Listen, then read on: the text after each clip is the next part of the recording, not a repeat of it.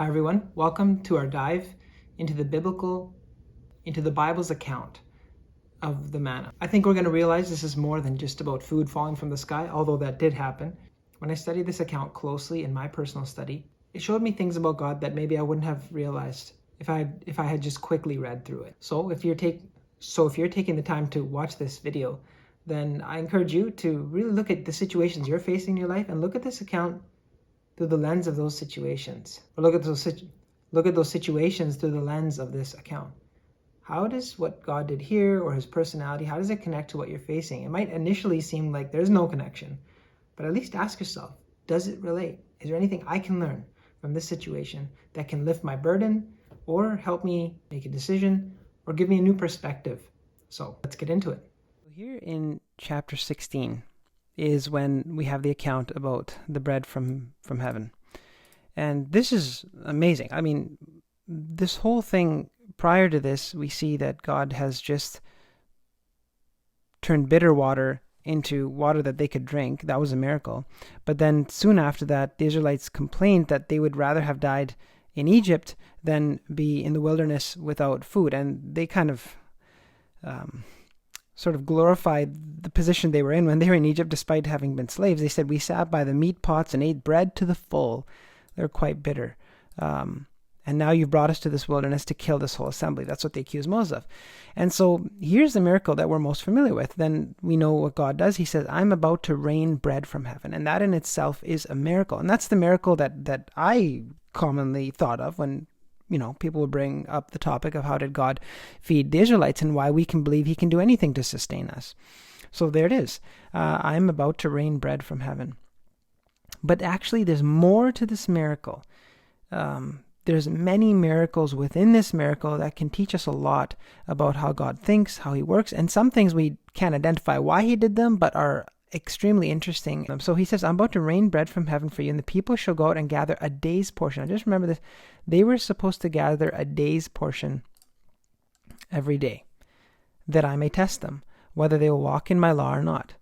And what's going to happen on the sixth day? Notice this wording. On the sixth day, when they prepare what they bring in, so they're going to go out and collect on the sixth day, just like they did the first 5 days. And what will happen? It will be twice as much.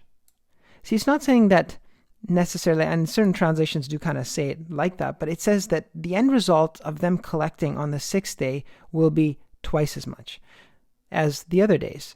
So they were to gather a day's portion. Now when it says go out and gather a day's portion, the question is was how much they ended up gathering up to them? And therefore they're supposed to gather only a day's portion? And therefore on the sixth day, were they supposed to gather twice as much? What actually happened? And this is very interesting. So Moses and Aaron, say that at evening you're going to know that it was the Lord who brought you up out of the land of Egypt, and in the morning you're going to see the glory of the Lord, because he heard you. So he said you're going to get meat to eat in the evening, and in the morning you're going to get bread to the full. Okay, so what happens?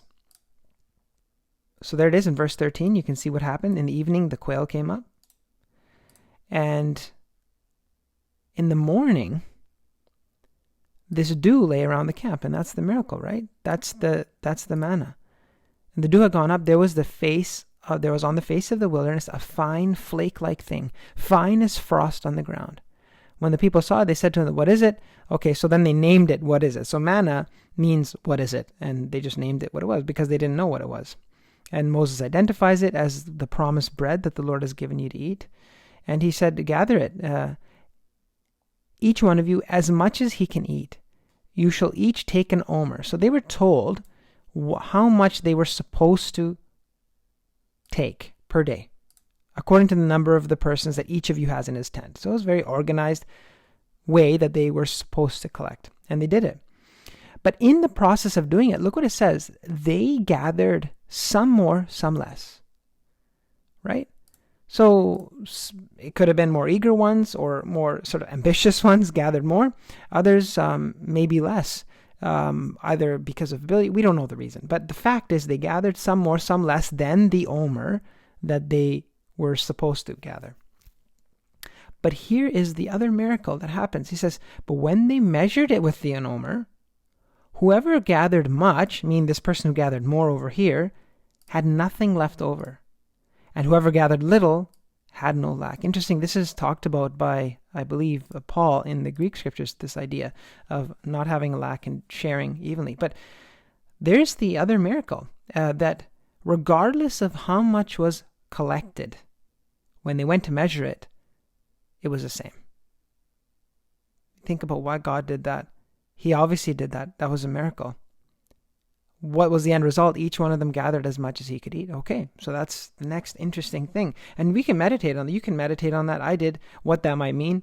That's not the purpose of this discussion, but it's just to show that regardless of how much they gathered, regardless of how ambitious someone was, and regardless of how unambitious someone was, or how weak they were, whatever the reason was, they ended up having the exact same amount.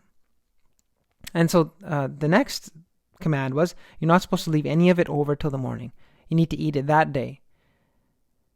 Some didn't listen. Some left part of it till the morning, and it bred worms and stank. And so we're going to remember this, that one day later, if they kept it till the morning, it would breed worms and stink. And on the sixth day, so remember what they were supposed to do on the sixth day here. So sixth day, they gathered twice as much as bread. So, and that was because the seventh day was supposed to be the Sabbath, and they weren't supposed to collect. So back up here, Moses says, on the sixth day, when they prepare what they bring in, it will be twice as much as they gather daily. It will be. It doesn't say here that they will collect twice as much, or it's up to them to collect. They said it's going to be twice as much. So maybe they tried to collect twice as much. But look what happens here. It says, on the sixth day they gathered twice as much bread, 2 omers each. This gathered is not necessarily what they did. It was the end result of their gathering, that they ended up having twice as much bread. And how do we know that? Because when that happened, all the leaders of the congregation came and told Moses.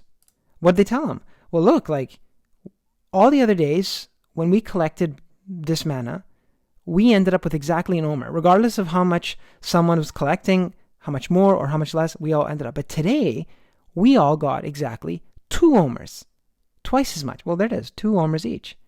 This verse in 22, to me, anyways, it doesn't indicate how much they worked to keep it just 2 omers. It said that the end result of their work was they gathered twice as much bread. So there's the miracle on the sixth day. And again, we know that. I feel that could be true because it says when all the leaders of the congregation came and told Moses, why would they tell him? If they gathered 2 omers, they got 2 omers. Like, what's so extraordinary about that? No, it was the leaders, it seems, told Moses that, we miraculously got 2 omers this time rather than the 1. And Moses says, well, this is exactly what the Lord commanded, right? Tomorrow's the day of solemn rest, so we're not going to be collecting tomorrow morning. And so that's the other miracle, that on the sixth day, God made it that everybody had 2 omers, regardless of how much or how little they collected. And then what happened when the following day, so on the original time, during the 6 days of the week, the next day, it bred worms and stank. So right here, we see that. It bred worms and stank. This time, they laid it aside till the morning, and it did not stink. And there were no worms in it. And so this might be obvious. We've read this, but it's just amazing that God controls the preservation of things. He's in charge. He can control how long something remains until it perishes, and it doesn't. And just kind of makes you think of so many concepts. For me, it made me think of life. This life is so short. 80, 90 years, but God controls how long this life can sustain itself as well, just like he could control the manna. And that's something that's encouraging to think about for the future. So it did not stink. There were no worms in it. And Moses said, well, you eat it. Today's a Sabbath. Today you're going to not find it in the field. 6 days you shall gather it. On the 7th, there will be none. So, of course, some people went out to gather on the 7th day. They didn't find any, and there was Moses angry with them again. So the people rested on the 7th day, so we're there. Now the name of Israel called its name manna. It describes what it was like, white, and the taste of it was like wafers made with honey. Just one other thing, it's worth thinking about. We kind of look at this manna and we're like, they murmured later. We know they murmured later. That's a different topic, but just keep in mind, this was not supposed to be a long-term means to sustain the Israelites. This was supposed to be short-term. Like, it wasn't supposed to be 40 years because they weren't supposed to be in the wilderness for 40 years. It was supposed to be a temporary measure to feed them until they got to the promised land. We're going to talk about that just a little bit later. How we know that it was just supposed to be temporary. And it was supposed to be like just a couple of years. That's how long they were really supposed to take. But because of unfaithfulness, it ended up being 40 years, day in, day out. They received manna, which is a miracle in itself, which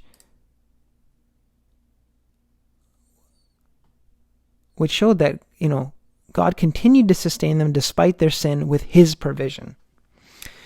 So it was like coriander seed, white, and it tasted like wafers made with honey. Now here is what I think is possibly the most amazing part of this chapter and is worth really thinking about. So what do we have? What kind of expiration dates do we have on this manna? Well, for the first 6 days, it would expire in 1 day. On the 6th day, it lasted 2 whole days. But look at this. Moses said, "This is what the Lord has commanded. Let an omer of it be kept throughout your generations." So 1 omer, which was how much they're supposed to eat a day, be kept throughout your generations, so they may see the bread with which I fed you in the wilderness. Why did he do that? Something to think about. When I brought you out of the land of Egypt. Now, what are they supposed to do with that 1 omer of bread? And Moses said to Aaron, take a jar. Look at this. Take a jar and put 1 omer of manna in it and place it before the Lord to be kept throughout your generations. Now, you just think about this for a second. And of course, Aaron went and did it. He kept it before the testimony. We know that as the record indicates, they were supposed to keep this jar of manna inside the ark. And then it talks about how the people of Israel ate the manna for 40 years. Remember, till they came to a habitable land. They weren't supposed to keep eating it. But this idea, take a jar, put an omer of manna in it, and it's supposed to be kept throughout your generations. So how long was this omer of manna supposed to remain? 1 day? 2 days? Generations. It would be preserved. Like, obviously it wouldn't breed worms and stink in that jar, because then it would be gone in just a few years. Even if they vacuum sealed it, like sometimes we vacuum seal. This was supposed to be perpetually preserved by God for generations, even after they entered the promised land. So we're talking hundreds and hundreds of years later. And what would actually be the miracle? Remember we're talking about the miracles of the manna? Imagine somebody generations later, whether it's the high priest or whoever it is. See, the purpose was it so that they may see the bread. So there would have been opportunity to see it somehow. I'm not sure how that would have, like if somebody requested to see it, how would they see it? That's not the point. But God said that they may see the bread. It was supposed to be seen. So what would happen 100, 200, 300 years later when somebody saw that bread in that jar? Well, of course, they would be reminded of the miracle that happened in those 40 years in the wilderness, of how God fed them, took care of them, like with bread from heaven. The wilderness doesn't produce wheat. There wasn't like a lot of grains in the wilderness, but I'm not saying it doesn't produce wheat. I don't know that, but it's not necessarily fertile land. But not only would they have a deep sense of appreciation for what God did, but wouldn't that person wonder, well, wait a minute, how is this bread preserved to this day? Like, that would be the second biggest, if not the biggest thing. Like, you're looking at this bread that has been preserved for 40 or 50 or hundreds of years. What a miracle. And I think it would do nothing but stress that God is the God of the impossible.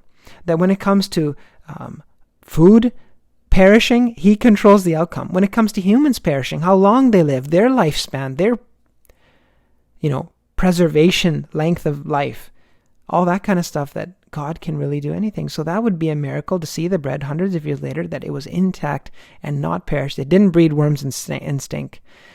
And so really makes you appreciate the power of God, and also the love of God in this instance, how he provided for them. And he provided for them for 40 years, it says. They ate the manna 40 years, even though they were supposed to it was only supposed to be a couple year provision. You think about this manna, this cloud, not this cloud, but it rained, right? And so obviously God wasn't making it rain over the entire desert. They moved around the desert and this manna fell on their camp. And so this, call it cloud of manna, was following them wherever they went, despite their mistakes. Really shows you the compassion and love of our God. So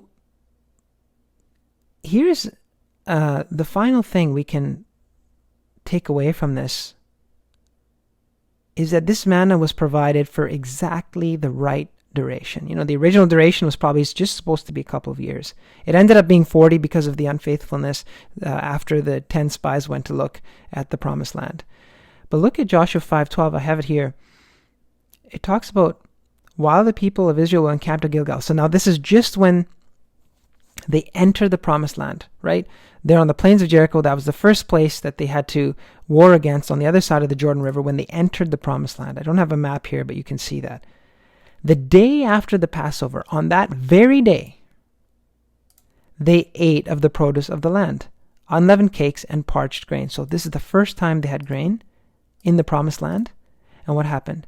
And the manna ceased the day after they ate of the produce of the land. And there was no longer manna for the people of Israel, but they ate of the fruit of the land of Canaan that year.